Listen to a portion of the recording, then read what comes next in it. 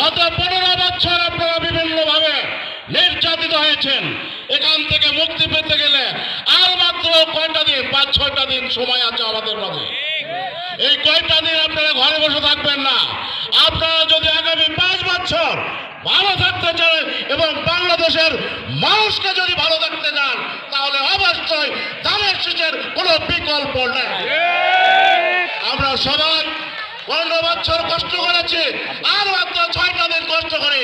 ইনশাল্লাহ বাংলাদেশের মানুষকে আমরা একটা ন্যায় এবং ইনসাফের রাষ্ট্র উপহার দিতে চাই।